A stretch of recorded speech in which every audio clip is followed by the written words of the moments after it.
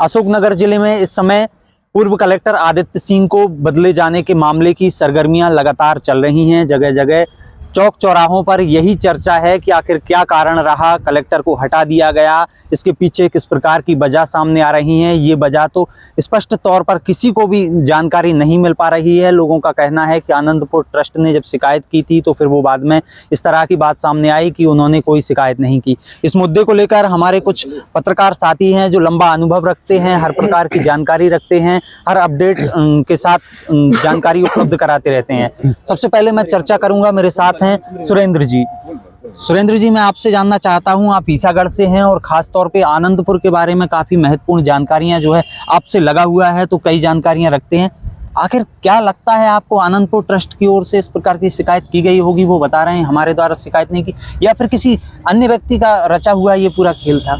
जी, मैं आपको बता दूं, इस मामले में मुझे जितना समझ पाया हूं और जितना मुझे पता है कि जो शिकायत जो की गई है वो किसी अन्य पार्टी द्वारा की गई है। जब महात्माओं से मेरी चर्चा हुई, मैं मौके पे पहुंचा था, गया था मैं ट्रस्ट, मेरी कई महात्माओं से जो वहाँ पर पदाधिकारी हैं उनसे मेरी मुलाकात हुई है, तो उन्होंने बताया कि ट्रस्ट का नाम लेकर किसी अन्य व्यक्ति ने उनकी शिकायत की है। कलेक्टर आदित्य सिंह की शिकायत अनंतपुर ट्रस्ट द्वारा नहीं की गई थी, किसी अन्य विशेष व्यक्ति द्वारा की गई है और इसका नाम अनंतपुर ट्रस्ट का नाम उपयोग किया गया है, उन्होंने ये मुझे बताया है। अच्छा, तो इसके पीछे क्या लगता है आपको, कौन हो सकता है? कोई दूसरी चीजों से जुड़ा हो सकता है जिसने आनंदपुर ट्रस्ट का भी उपयोग कर लिया हो इस बारे में? अच्छा, एक चीज और सामने निकल के आई है कि बताया जा रहा है यहाँ ट्रस्ट से निकाले गए महात्माओं के द्वारा भी ये ऐसी शिकायतें की जा सकती हैं, या उन्होंने भी इसका नाम उपयोग में लिया हो, तो बता नहीं सकते, लेकिन ऐसी बात सामने निकल के आई है कि ट्रस्ट का मतलब ये चर्चा का विषय, एक चर्चा का विषय बना हुआ है पूरे क्षेत्र में। जैसे ये महत्वपूर्ण जानकारी ये है कि 2 बार में 4 महात्माओं को निष्कासित किया गया है। एक ट्रस्ट की अपनी व्यवस्था है जहाँ पे कोई भी व्यक्ति रहता है और अगर उसे निकाला जाता है तो बाकायदा उस संबंध में उसकी जानकारी साझा की जाती है। लेकिन ये चर्चा का विषय इस समय बना हुआ है कि हो सकता है जो लोग लंबे समय तक उस ट्रस्ट में रहे, कहीं उनके पीछे निकाले गए लोगों में से किसी व्यक्ति का हाथ तो नहीं है। खैर, ये मुद्दा खास तौर पे स्पष्ट तरह से नहीं हो सकता, वो लोग अपनी जो भी लाइफ रही होगी उसमें सेटल हो चुके हैं। अच्छा, एक और मैं देखने वाली बात आपको बता दूं संजीव जी, 1 मिनट के लिए, कि अगर अनंतपुर ट्रस्ट जो बातें वहां से सामने आई हैं और जो मैंने समझा है, जिसे मैंने चर्चा की है कई महात्माओं से, लेकिन एक बात मुझे ये समझ में नहीं आती कि अनंतपुर ट्रस्ट एक बहुत बड़ा ट्रस्ट है जो पूरे भारत में जाना जाता है। इसका नाम अगर किसी व्यक्ति ने उपयोग किया और उसे आज 8 से 10 दिन होने को हैं और कलेक्टर का उसमें तबादला हो गया उस नाम के चलते, कलेक्टर पर 3 करोड़ रुपए रिश्वत लेने का आरोप लग गया, लेकिन किसी भी पदाधिकारी ने इस मामले की शिकायत नहीं की। अगर किसी का नाम, आज मेरा नाम कोई उपयोग करता है कहीं जाकर, मुझे पता चलता है तो मैं उसकी शिकायत करूंगा, लेकिन ये मामला मुझे ऐसा समझ में आ रहा है कि अभी तक किसी ने उसकी शिकायत नहीं की। जब मीडिया के कर्मी वहां पर पहुंचे तब उनको ये बात बताई गई। अच्छा, तो ये मुद्दा खैर पूरी तरह से स्पष्ट नहीं हुआ है। अब मेरे साथ राजेश जी हैं जिनसे ये जानेंगे कि जिले में जो है एक तरह से देख सकते हैं सोशल मीडिया भरा हुआ पड़ा है, आखिर क्या वजह है? कलेक्टर आदित्य सिंह जी का आपने पूरा कार्यकाल देखा है, अशोकनगर में लंबे समय तक आप पत्रकारिता करते हैं, सब चीज़ें समझते हैं, देखते हैं, लेकिन क्या वजह है कि पहले कलेक्टर हैं जिनके लिए लोग इस तरह से सोशल मीडिया पे सपोर्ट हो रहा है? एक सभा भी हुई थी इसे लेकर, क्या कहेंगे आप? जो पूर्व कलेक्टर जो थे आदित्य सिंह जी, जब से वो इस क्षेत्र में आए थे, उनकी जो कार्यप्रणाली थी, तो एक आम जनता में एक उम्मीद जागी थी कि उनकी जो कार्यप्रणाली से प्रभावित होकर, और जिस तरीके से आपने भी देखा, यहाँ की जनता ने देखा, शुरुआत में जन सुनवाई में लोगों की संख्या 1000-1200 तक पहुँच गई थी, और जो एक उम्मीद ही थी लोगों को कि अब कुछ होगा। मतलब अगर इससे पहले जब जो जन सुनवाई हम लोगों ने जो देखी है, 100-200 या 300 तक लोग आते थे, लेकिन जैसे ही ये कलेक्टर आए तो 1200 तक संख्या पहुंची और एक उम्मीद के साथ पहुंची कि हमारी यहाँ सुनवाई होगी। और इसके बाद हुआ भी कि लोगों की सुनवाई हुई।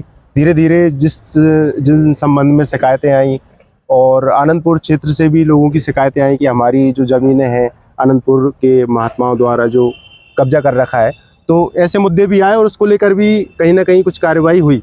तो इसको लेकर भी उम्मीद हुई, और उसके चलते ये हुआ कि लोगों के मन में एक सकारात्मक छवि कलेक्टर की बनी, और उसका सपोर्ट आज हमको देखने को मिल रहा है। क्या होता है कि प्रशासनिक प्रक्रिया है, अगर किसी बात की शिकायत होती है तो आमतौर पे कलेक्टर या एसपी जो भी रहे अधिकारी उन्हें बदल दिया जाता है, लेकिन क्या वजह है कि इनके ये जो है सारी बात सामने आई, लोगों ने इसके बावजूद भी भरपूर इसका जो है उनका सपोर्ट किया?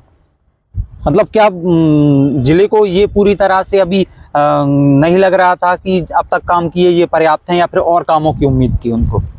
जिले में लोगों को और भी इनसे कामों की उम्मीद थी, और धीरे धीरे जिस तरीके से अलग अलग तहसीलों में जो कार्रवाई अतिक्रमण के विरुद्ध हो रही थी, और इसमें एक उम्मीद आम जनता को जागी थी।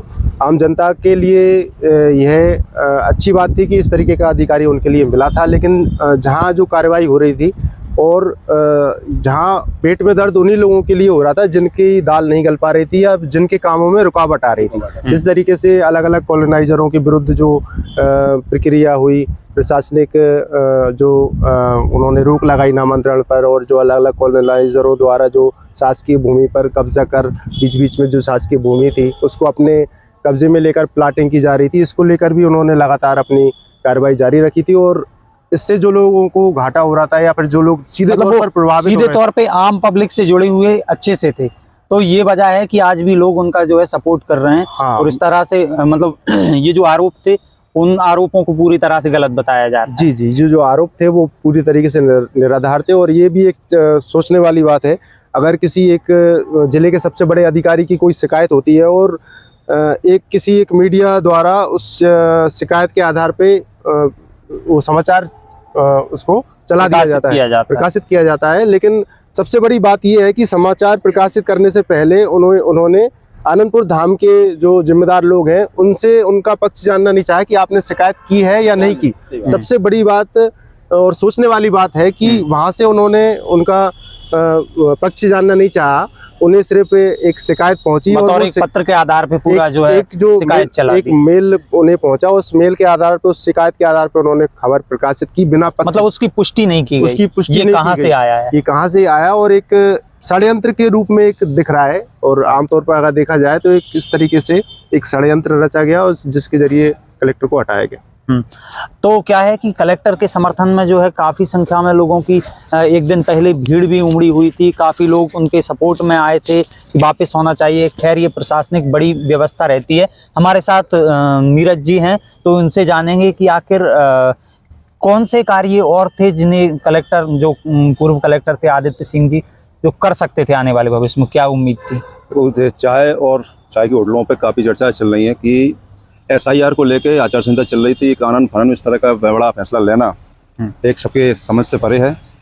और रही बात कलेक्टर साहब की, तो जो उम्मीद से ज़्यादा काम अच्छा कर रहे हैं। गरीब जनता के बीच में आके इस क्षेत्र से लेके उस क्षेत्र तक जाते थे, वो साइकिल से प्रसिद्ध हुए थे शहर के अंदर।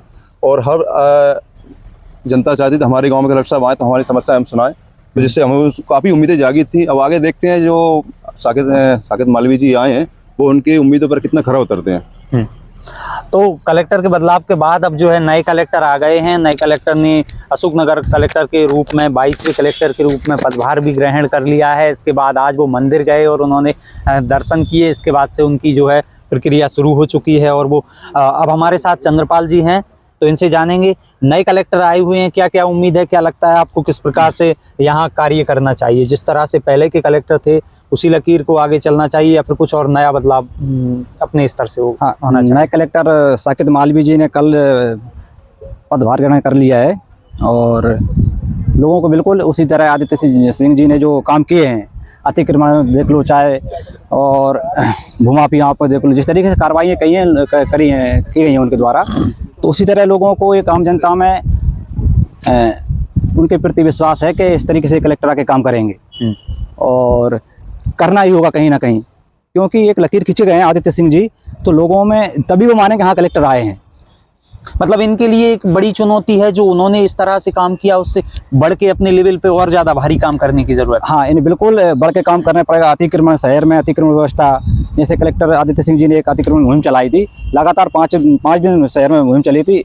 पहली बार कोई कलेक्टर आया था इसने इस तरीके से अतिक्रमण हटाया गया था।